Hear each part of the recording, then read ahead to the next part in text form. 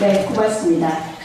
불기 2560년 부처님 오신 날 전등법회 이렇게 오늘 뜻깊은 날, 행복한 날 탄원기념 박물관에서 함께하게 돼서 더없이 영광이고요. 가슴이 설레고요. 아무튼 모쪼록 이 시간이 뜻깊고 깊은 그런 시간이 되길 바라겠습니다. 자, 오늘 축하 공연을 우선 시작하려고 하는데요. 오늘 공연의 첫 번째 순서로는 바이올린 연주가 있겠습니다.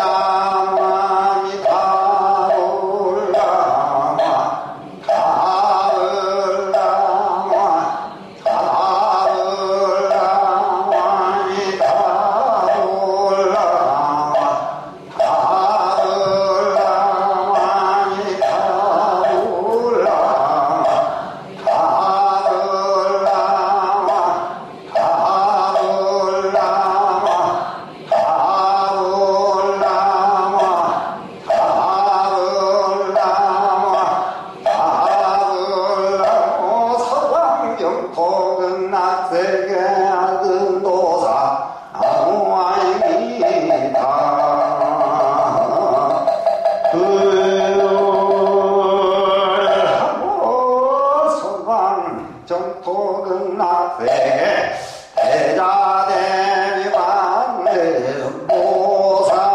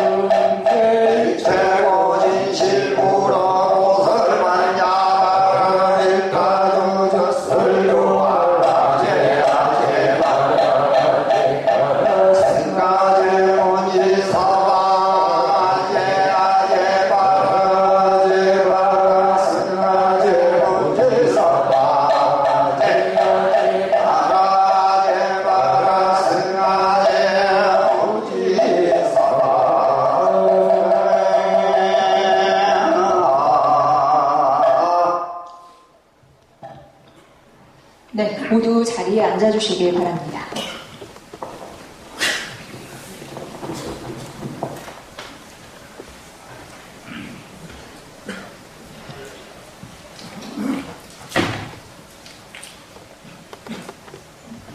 지금부터 점등의식을 봉행하도록 하겠습니다. 중생의 앞길을 밝혀주시기 위해 부처님께서 오신 날 정성을 다해 자비광명의 등불을 밝히는 그런 의식입니다. 점등의식이 진행되는 동안 여러분들의 간절한 소망을 모아서 발언해 주시면 더욱더 좋을 것 같습니다. 잠시 후 소등이 있겠습니다. 소등 부탁드립니다.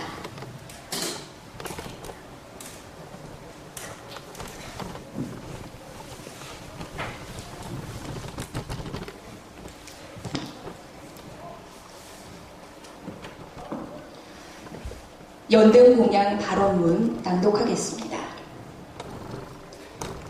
상서광명은 우주에 가득하고 자비공덕은 법계에 두루하신 부처님.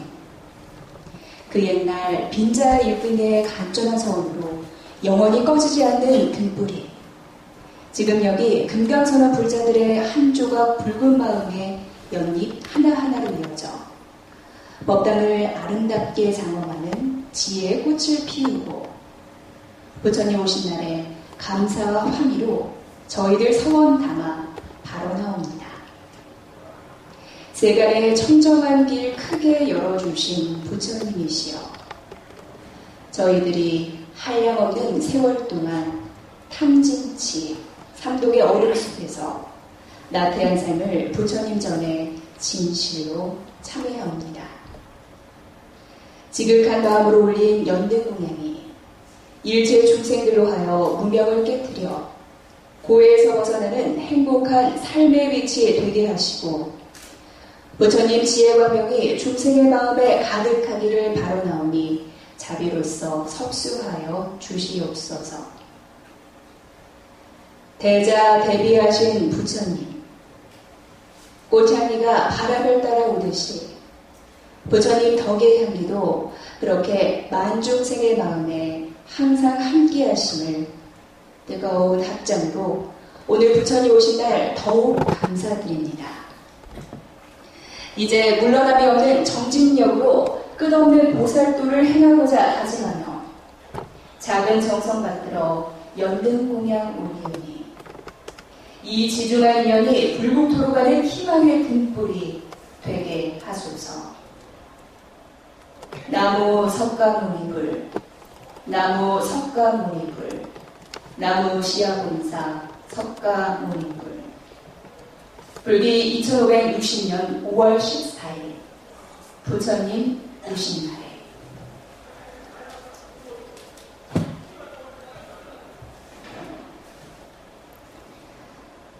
점등해 주십시오.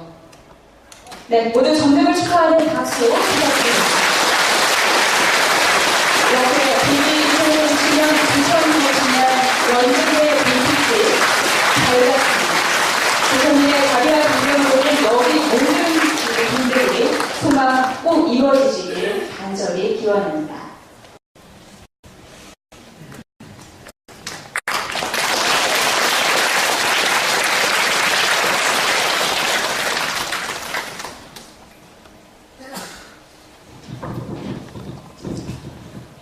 불기 2560년 부처님 오신 날을 맞이하여 금강선원 신도분들께 오전 봉축법회와 오후 점등법회에 거쳐 많이 참석해 주셔서 대단히 감사드립니다.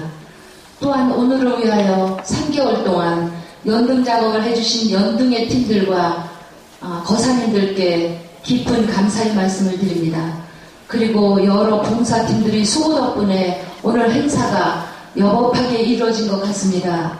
금강선의 신도들은 큰 스님의 오늘도 말씀하신 공부, 오로지 공부와 더불어 신심이 더욱 돈독해 주셔서 모든 일이 잘 이루어질 수 있도록 늘 협조를 아낌없이 해주시는 것 같습니다.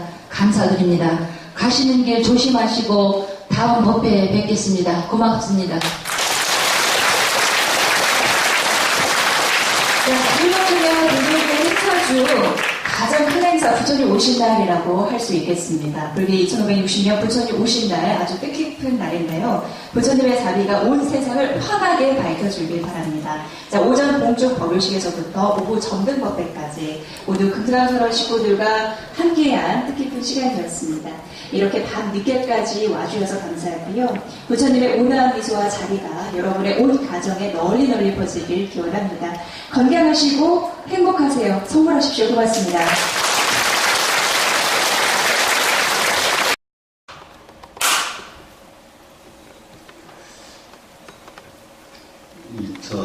(2560년)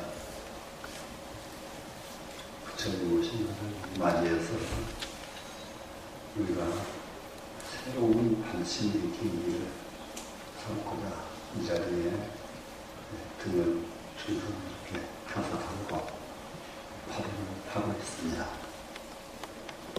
우리가 무엇을 배우고 무엇을 생각하느냐에 따라서 사람은 하늘과 sap처럼 바뀝니다.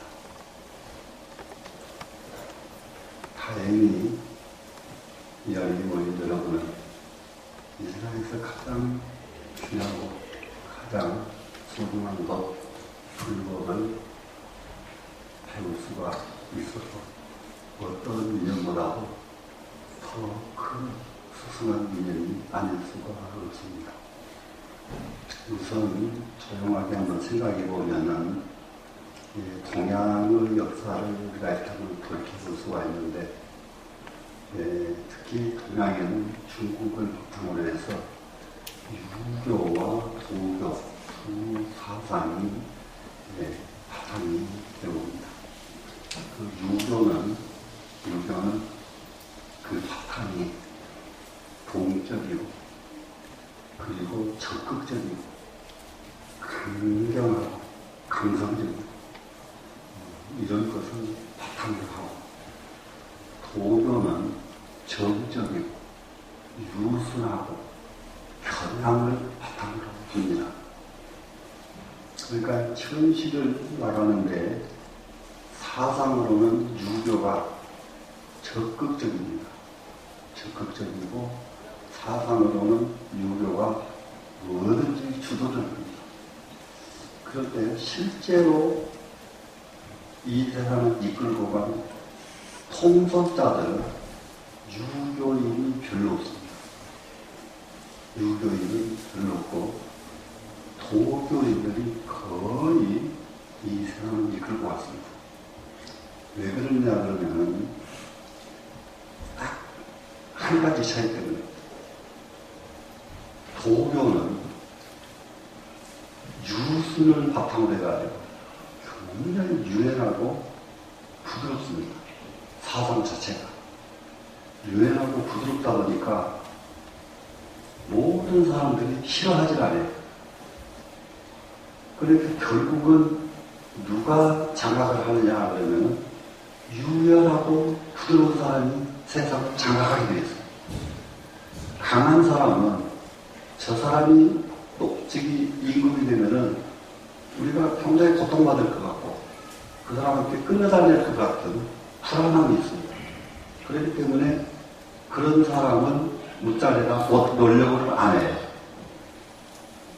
유순하게 보이는 도교 사람들은 무자리에 노력을 합니다. 그래서 지금 가만히 돌이켜 생각해 보면은 도교, 유교를 떠나서라도 현실을 살아가는 데는 가장 중요한 것이 낮은 데 자라라, 겸손하라. 이것이 제일 덕목이 되어야 합니다. 그래서 자세히 보면은 제가 정치하는 분들도 몇몇 분들 계세요. 이 겸손의 덕을 여기 갖춘 분들이 계세요.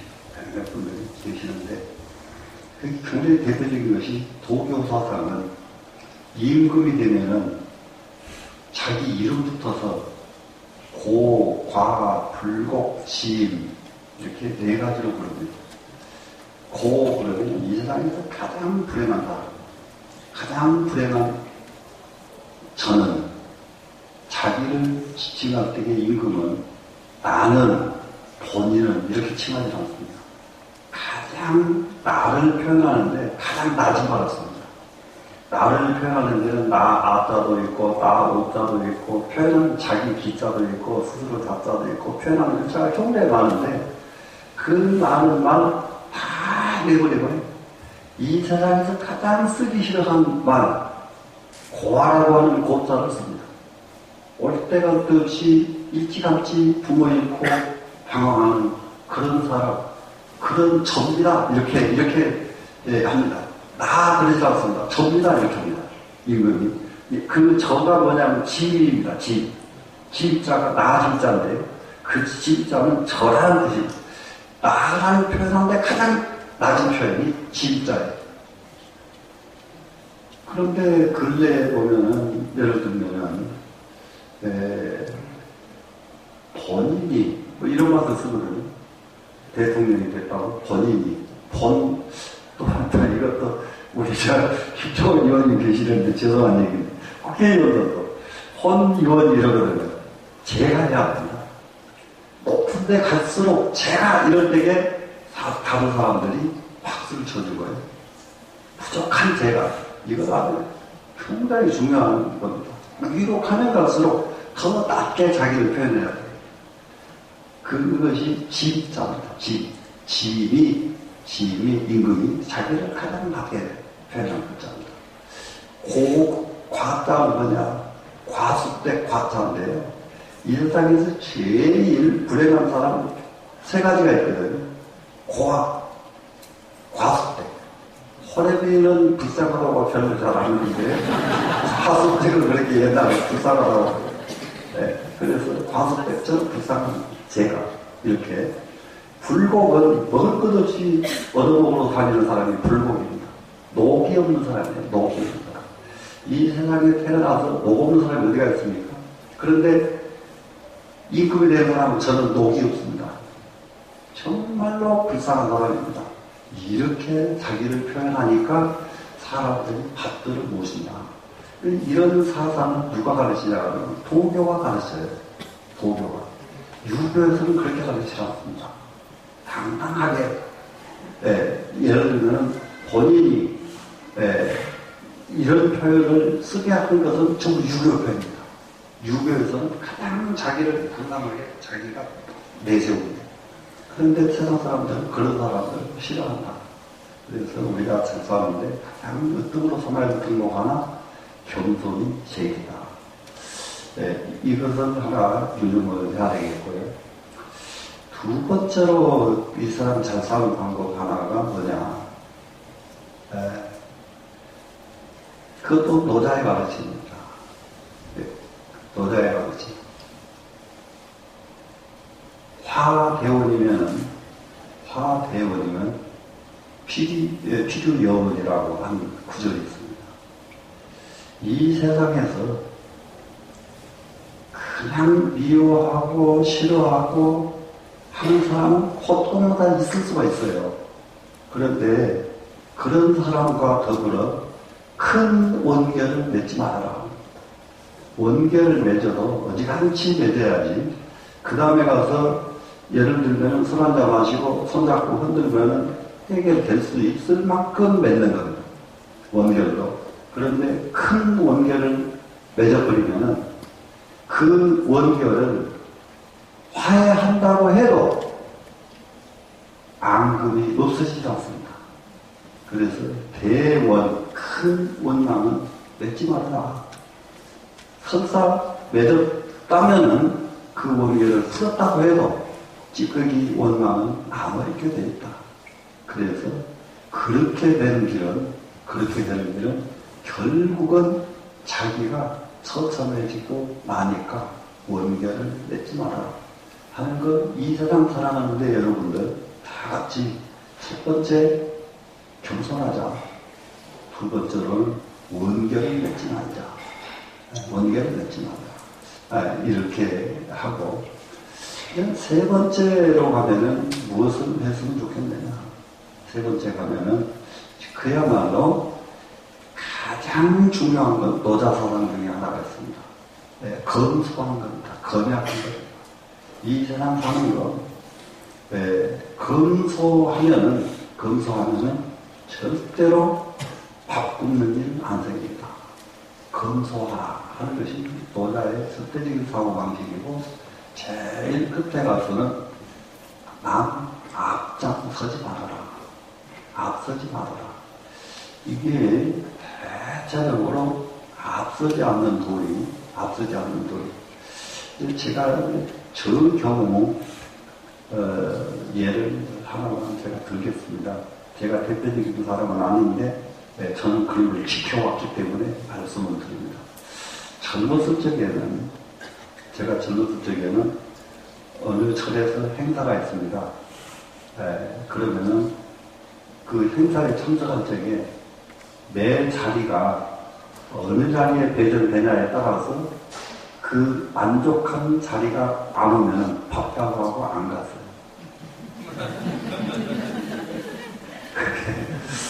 여기 이렇게 스님들 행사하는 것은 여기 큰들 쭉 계시잖아요. 그럼 여기 소녀들이 지금 있거든요. 바쁘다 그러면 절대 안 합니다. 얼마나 제가 못됐든지 지금 힘 떨어지고 기운 없으니까 사람이 얼마나 좋아졌는지 나도 못합니다. 옛날에 어릴 때 그 자손이 배열이 안 맞으면 무조건 안 가고, 그래서 가는 곳이 별로 없어요. 저를 별로 알아주지도 않는 사람을 지 혼자 잘났다고 저 혼자서 나를 그래 거기다가 자기를 줘? 안 가. 그러니까 갈 데가 없죠. 한달 안 가요. 한번 안 가니까 제가 무슨 일 있으면 오라고 스님은 참도 안 와요. 옛날에 한 번도 제가 가는 게 없습니다. 근데 지금은 일 있으면 여기 앞에다 배정해 줄까 봐서 저는 부럽습니다. 늘 상서에 가도 이제는 제일 끝에 가서 안 보이는데 조용하게 앉았다가 행사 끝나고 나면 그쪽 주최자들 조용하게 악수하고 옵니다. 지금은. 자, 그거 여기 앉았든 어디 앉았든 하등에 상관이 없는 건데, 모자랄 때에는 그런 생각을 했어요. 너무 철이 없거든요. 철이 없을 때에는 그 자리, 자기가 주체가 안 되면은, 이것도 하나, 고백도 하나 해야 되는데, 35년 전입니다. 35년 전. 스님 모시고 살 적인데, 제가 스님을 시봉을 한대요. 스님을 시봉을 하고 스님을 항상 모시고 다녀요. 근데 스님이 미국을 가셔요. 그러면 스님 시봉은 가야 되거든요. 근데 저는 그때에는 한 가지 원칙이 있었거든요. 나는 절대 외국 여행은 안 간다. 이걸 마음속으로 고집을 세워놔가지고 얼마나 공부를 잘하고 얼마나 똑똑하게 좀 잘하려고 그렇게 고집을 썼는지 스님이 시봉인데도 저는 미국 안 가요. 외국 안 간다고 약속을 했으니까 속으로. 그랬는데 다행히 안 가도 되게끔 정권이 생기더라고요. 스님이 가시니까 스님들이 한 80명이 따라서 가는 분들이 계셨어요. 그러니까 그러면 당연히 나는 안 가도 좋겠다. 안 가도 좋겠다. 이래서 딱 안 따라갔는데, 그 속에는 뭐가 또 끼어들어 있느냐. 스님을 모시고 가면 제가 주관자가 아니고 저는 보조자거든요. 보조자 일을 안 했어요. 남은 보좌하는 일을 안 했습니다. 저는 얼마나 잘났고 얼마나 중도로 잘하겠다고 그런 짓을 하고 살았어요. 그래서 나중에 생각해보니까 남 보필을 너무 잘해야 그 다음에 자기를 보필하는 사람이 생긴다는 것을 별로 몰랐어. 남보다 잘해야 돼요. 상황 생기면 남 도와줘야 돼요. 남 도와줘야. 근데 이 말에는 우리 신도들한테 한 가지가 있습니다. 이거 사무실에 이게 좀 들어가서 봉사를 해야 되겠는데, 보면은 자기 모습에 모양이 좋은 사람이 사무실 가면은 봉사하겠다고 나서는 사람이 많은데, 자기 기분이 좀 안 맞으면 또 사무실 봉사 안 하겠다고 딱 빠지거든요. 근데 좋든 안 좋든 간에 기회가 오면 봉사도 해야 되고 언제든지 가서 가장 굳은 일은 내가 다 해야 되고 이건 도맡아 하는 사람이 나중에 복을 받지 이 핑계에 대해서 안 하고 저 핑계에 대해서 안 하고 저처럼 그러면은 늙어가지고 이렇게 혼자 된다고.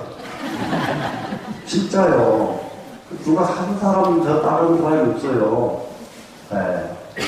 그러니 가장 중요한 것, 남 앞서서 잘남치 하지 마라. 이 불선입니다. 남 앞서서 잘남치 하지 마라. 이것이 도교에서 가르치는 사람 사는 방법입니다. 그러면은 불교의 가르침은 어떤 것일까요? 불교에는 지금 처음부터서 뭐 원수를 맺지 말아라, 무엇을 하지 말아라, 금소해라 이런 말 하나도 없어요. 불교에. 그럼 무슨 말이 있을까요? 요즘 여러분에게 가장 알아듣기 쉽게 말하려면 깊어져라요. 불교는. 그 말이 무슨 말이냐? 깨달아! 이거예요. 깨달으면 깊어집니다. 깨닫지 않으면은 여기서 아무리 다짐을 해도 일 생기면 화내버립니다. 예를 들면은 화내지 말아야지 절대 화 안 내겠다고 다짐을 해요. 아침에 눈만 뜨면 지금 신신 인놈들은 그 다짐하거든요. 오늘 화내지 말아야지. 그런데 화내기를 딱 생겨보세요. 화내지 말아야지 그 생각했던 생각 하나도 없고 화가 뽀르륵 나와버려요. 그렇기 때문에 일이 생기면 화가 나버려요. 다짐을 아무리 해도. 그렇기 때문에 불교에서는 원수 맺지 말아야지, 원수 맺지 말아야지. 다짐 아무리 해봤자 소용없다. 깨달아야지. 깨달으면 어떻게 되냐. 내가 조그마한 구차한 말 한마디만 해도 그것보다 몇백 배 나한테 과보가 온다는 것을 알게 됩니다. 깨닫고 나면. 그러면 자연 안 하게 되죠. 깨달음이라는 것은 자기 얼굴에 너무 더러운 것이 묻어 있습니다. 그런데 깨닫지 못한 사람들이 묻어 있는 것을 몰라요. 그래, 남 앞에 가서 남은 지금 웃어 죽겠는데 자기는 잘났다고 난리를 쳐요. 이게 깨닫지 못한 사람이에요. 근데 깨달은 사람은 어떤 사람이냐? 여기 더러운 묻은 걸 알아요. 깨달은 사람. 깨달으면 너무 간단해요. 여기 더러운 게 묻은 거 아느냐 모르냐 이것뿐이에요. 그러면 여기 더러운 거 묻은 걸 안 사람이 이거 지워요 안 지워요? 지워버리죠. 그러니까 깨달아야 된다 이 말이죠. 깨달으면 자기가 지워버려요. 더러운 것이 없어져버려요. 이것이 업장소멸이에요. 업이라는 게 다른 게 아니라 사람 속에 더러운 것이 찌꺼기처럼 쌓여있는 것, 산더미처럼 쌓여있는 것, 이게 업이에요. 그 업은 보세요. 탐진치, 탐욕 부리고 화내고 자기 고집 부리고 이것이 쌓이면은 업이 되죠.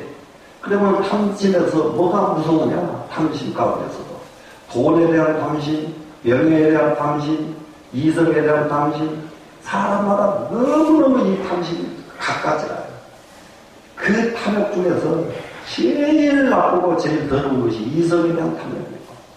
이 탐욕에 딱 걸려버리면은 눈도 멀고 귀도 멀고 아무 모든 지혜가 딱 고갈이 됩니다. 지혜가 고갈이 되버리면 그 뒤부터서는 하는 일마다 업이 됩니다. 하는 일마다 업이 되기 때문에 그런데 이 업을 아무리 남이 가르쳐도 저도 그것이 업인 줄 모르고 가르쳐도 되질 않아요. 단지 깨달았을 때만이 깨달음의 길로 들어섰을 때만이 이것이 정말로 나를 정말로 지옥으로 끌고 가는 자사슬이구나. 이것이 정말로 있어서는 안 될 엄청난 업의 덩어리구나. 이렇게 알아집니다. 근데 이 세상 사는데 가장 중요한 건 업짓지 말고 살자. 불교에서 가르치면 그러니까는 구체적인 것을 이렇게 유교와 도교에서 가르치는 거와 너무 천지 차이가 나요. 가르침 자체가. 그러니까 무엇 하지 말고 하고 가르치는 게 불교에서도 있습니다. 그렇게 하지 말라고 가르치는 것은 소승불교예요. 소승불교에서는 그렇게 가르칩니다. 하지 말고 또 하지 말라고 하는 것이 아니라 소승불교에서는 개인이 250까지 가요. 계율 250까지. 한번 보세요. 스님들이 계율 250개예요. 그러니까 소스님들이에요. 근데 대승 불교로 가면 250까지 계율이 싹 없이 바뀌어 48개로 줄어듭니다. 계율 많다고 착한 사람 되는 게 아니에요. 계율 많은 것을 하지 말아라, 하지 말아라, 하지 말아라가 250까지. 250까지 외우지도 못해요. 250까지. 외우지도 못하는데, 대승으로 가면 하지 말아라가 절대 없습니다. 또 소승불교에서는 발음점자가 많이 나옵니다. 정견, 정사유, 정업, 정명, 정정, 정정진, 전부 발음점자. 바르게 가라, 바르게 가라, 바르게 가라, 바르게 가라. 이게 소승불교의 특징이에요. 대승불교에 가면 발음점자가 하나도 없습니다. 바르고 안 바른 것이 있으면은 소승이에요. 대승에 가면 바르고 바르지 않은 것이 없습니다. 바르고 바르지 않은 사람이 없습니다. 똑같습니다. 똑같다는 얘기는 상대방이 우리 세상에 가장 업을 많이 짓는 게 차별심 때문에 엎짓거든요. 네. 내가 저 사람보다 키가 더 크고, 저 사람보다 얼굴이 좀 잘생기고, 저 사람보다 책을 더 많이 읽었고, 근데 이거 나보다 책도 적게 읽는 게 나한테 까불어, 감히. 네? 내가 너보다 돈이 더 많은데, 감히 나한테 까불어. 전부 이러거든요. 이러는데, 대승불교에 가면 그게 없어요. 차별이 없어집니다. 네. 왜 그러냐 그러면, 정말 온갖 길에서, 아신도 본불이원 내 몸뚱이 이것도 내 것이 아니다. 우리가 지금 깨닫지 못했을 때에는 이게 내 몸입니다. 내 몸이. 제일 무서운 것이 이게 보살들 자기 남편 자기 것인데 착각해가지고 얼마나 남편들 고통 주는지 말도 못하거든요. 그럼 제가 여기 오기 전에 정릉에서 3년간을 서당을 하고 있는데 거기에 거사들이 퇴근만 하면 저한테 와요. 퇴근만 하면 12시까지 집에 가지를 않아요. 왜 그런가 그랬더니 스님 집에 가면 지옥이에요. 남자들이 그러는 거예요. 남자들이 멀쩡한 직장생활 잘하는 사람들이 남자를 그렇게 무서워하더라고요. 네, 그렇게 무서워하는 이유가 뭐냐? 그게 자기 걸로 착각하기 때문에 그래요. 자기 걸로 착각하니까 그러고 남자는 그러고 마누라 옆에 가고 싶지는 않더라고요. 안 가려고 그래요. 그 마누라한테. 네. 그러면 나중에 이제 점점 거리가 멀어요. 그 이제 온갖 기회 보세요. 아신도 곰풀이원이 내 몸뚱이도 내게 아니야. 조금 있으면 이것도 버리고 가야 되는데 남의 몸뚱이 왜 그렇게 탐착을 하느냐? 남의 몸뚱이 탐착해봤자 그건 결국 남 건데 내 것도 탐착해봤자 못 지키는데 남의 걸 지켜서 어디다 쓰나? 이렇게 온갖 기회에서 가르치고 있단 말이에요. 이런 가르침을 수없이 듣고 배우고 또 배우고 하면서도 막상 일이 생기면 그 소리 언제 배웠냐? 이것이 전부 소승불교예요. 예, 이번 4월 8일을 위해서 우리는 가담하게 소승을 내던지고 대승의 길로 들어서야 되겠습니다. 대승의 길로 들어서면 아신 본불에 내 몸뚱이도 내게 한다는 걸 빨리 깨닫는 겁니다. 그러니 그 뒤에가 뭔지 아세요? 정예가 하여생고 미워하고 좋아하는 것이 무엇 때문에 하겠는가? 미워하고 좋아할 필요가 없으니까 내 것도 내 것이 아닌데 돈 아무래도 그건 내 것이 아니고 명예 아무리 봐도 그것도 내 것이 아니야. 무엇만 내 것이냐? 내 의식 제대로 되느냐 안 되느냐. 의식이 제대로 의식만이 오로지 자기 겁니다. 마음만이 자기 거예요. 자기 것 잘 단속하고 자기 것 잘 지키는 게 이게 우리한테는 가장 소중한 겁니다. 자기 것 잘 지키는 방법 한번 해보겠습니다. 뭐냐? 다른 게 없어요. 이것도 깃발인데요. 깃발을 들어줘야 돼요. 깃발을 들어주면 싹 변합니다. 이게 그 송나라 때 저는 3대 임금이 정말로 훌륭한 임금이라고 생각합니다. 송나라 3대 임금. 3대 임금이 권학문을 지었는데 학문을 하라, 배워라. 그러면은 중국 역사에서 2500년 전에 순자가 제일 먼저 주장한 것이 권학문이거든. 그러니까 사람들에게 학문을 권장하는 것은 최초로 글을 쓴 사람이 순자입니다. 2500년 전에. 그러고 나서 한동안 잊어버려요, 사람들이. 잊어버리는데, 당나라에 한태지라고 있습니다. 대사상가죠. 한태지가 또 자기 아들에게, 거기는 대중을 향해서 고랑을 쓴 게 아니고 자기 아들에게 고랑을 써요. 아들아, 정말 사람으로 달려는 지금부터는 때를 놓지 말고 공부해라. 공부해서 명예도 필요가 없고 뭣도 필요가 없고 뭐도 필요가 없고 오직 네가 갖춰야 될 것은 사상이고 네가 갖춰야 될 것은 학문뿐이다. 아무것도 안 해주니까 학문은 꼭 성취하라고 당부하는 편지를 씁니다. 한태지가. 아주 문장. 그래서 중국 문장으로서는 최고의 문장 한태지거든요. 네. 글씨로 말하면 왕이지요, 문장으로 말하면 한태지라. 이런 옛날 노래가 있어요. 네. 이렇게 유명한 한태지가 권학문을 씁니다. 그런데 우리나라에 권학문을 쓰신 분이 계세요. 한태지보다 더 빠르거든요. 네. 그분은 원효대사입니다. 원효대사.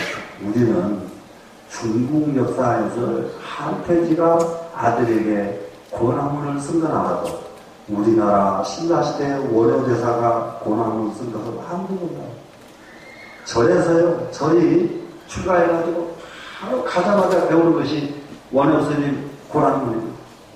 그것이 반신서자입니다. 반신서자.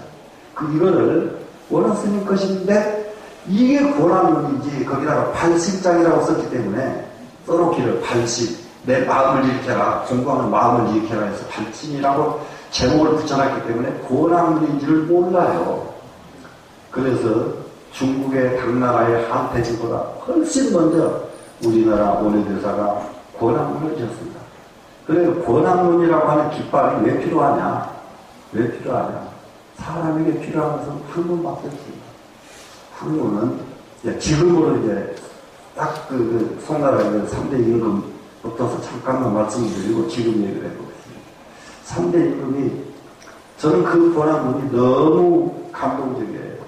이 세상에 있는 물건이라고 한다면, 이 세상에 우리 눈앞에 보이는 물건이라고 한다면 한 물건도 버릴 물건이 없다.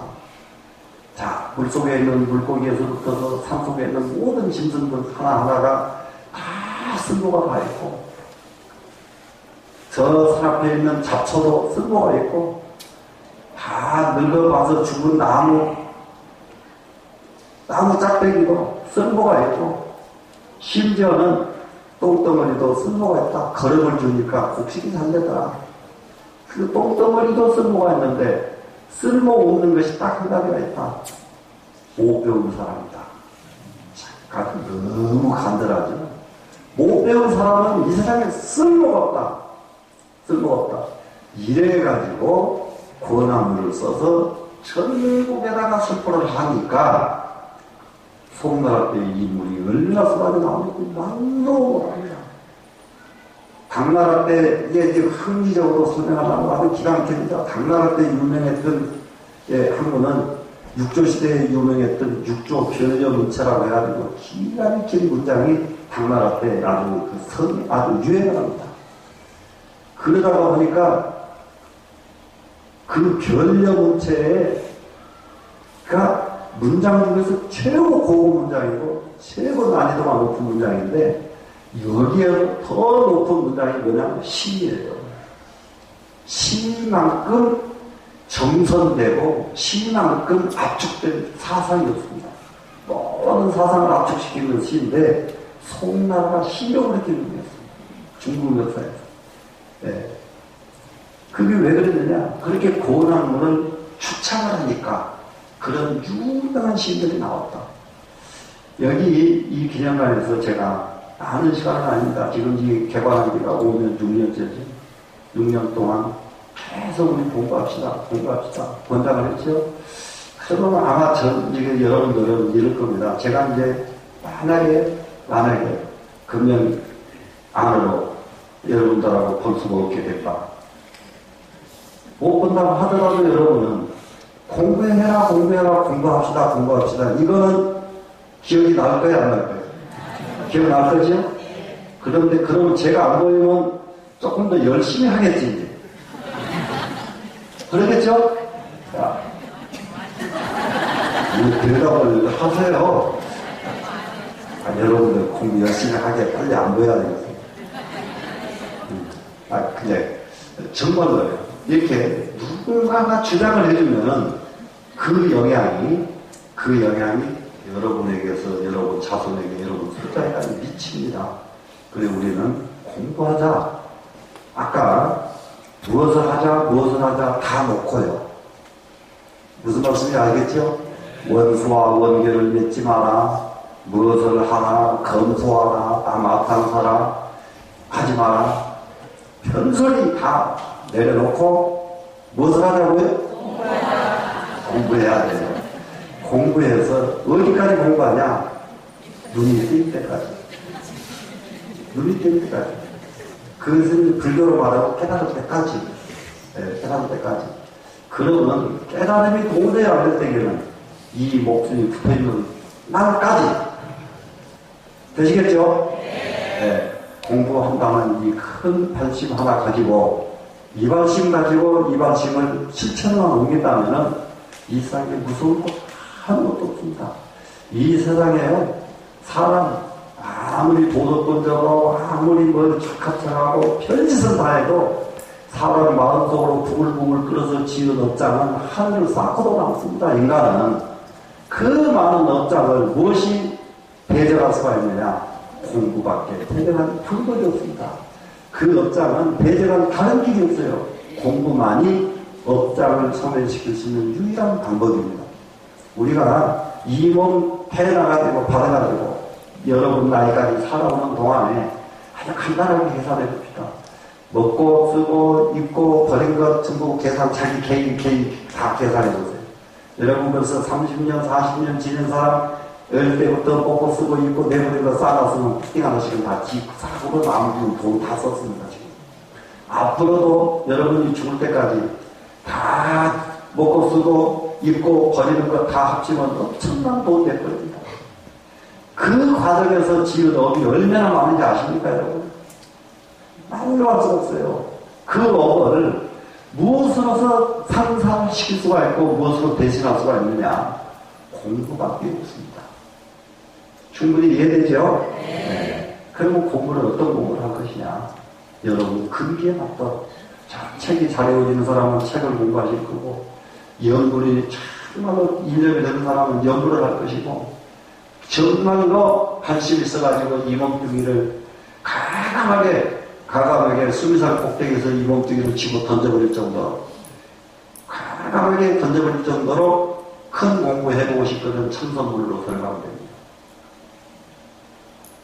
그 문이 이루어질 때까지 그 문이 안 열리거든 열심히 노력해서 열릴 때까지 정말로 분심해서 공부해서 내 업을 깨끗이 씻어내고 바른 눈을 탁 뜨고 하루라도 바른 눈을 뜨고 이 사람을 보고 죽는 것 이것을 원을 삼았으면 합니다.